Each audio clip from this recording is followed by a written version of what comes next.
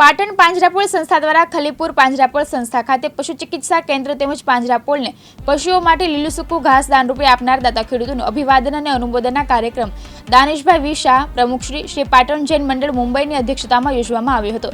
આ પ્રસંગે ઉપસ્થિત મહાનુભાવો તેમજ દાતાઓનું અને ખેડૂતોનું સ્વાગત સન્માન કરવામાં આવ્યું હતું। દાતાઓના વરદ હસ્તે પશુ ચિકિત્સા કેન્દ્રનું ઉદ્ઘાટન કરવામાં આવ્યું હતું, જેમાં દવાખાનાના દાતા પરિવારના હસ્તે પશુઓ માટેની આરોગ્યની વિવિધ સેવાઓ ખુલ્લી મૂકવામાં આવી હતી। કાર્યક્રમમાં સ્થાનિક સમિતિના સભ્યો તેમજ ખેડૂતો અને જીવદયા પ્રેમીઓ મોટી સંખ્યામાં ઉપસ્થિત રહ્યા હતા। સમગ્ર કાર્યક્રમનું સંકલન સંસ્થાના માનદ મંત્રી ધીરજભાઈ પી શાહે કર્યું હતું।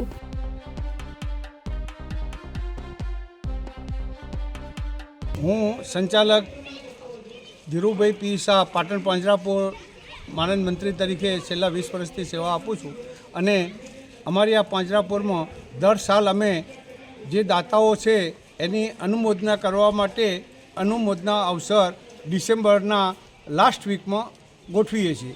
એ રીતે આજે 24 ડિસેમ્બરના અમારે ત્યાં 2 ઓટી 3 આઈસીયુ અને 1 દવાખાનું એમ 6 યુનિટ બનેલા હતા।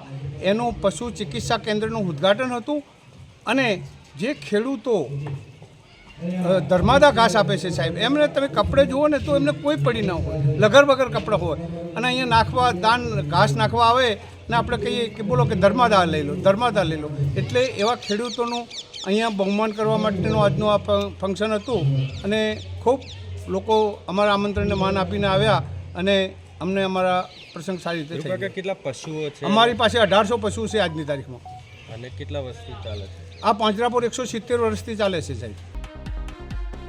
જયેશ મકવાણા, દિવ્યાંગ ન્યૂઝ, પાટણ।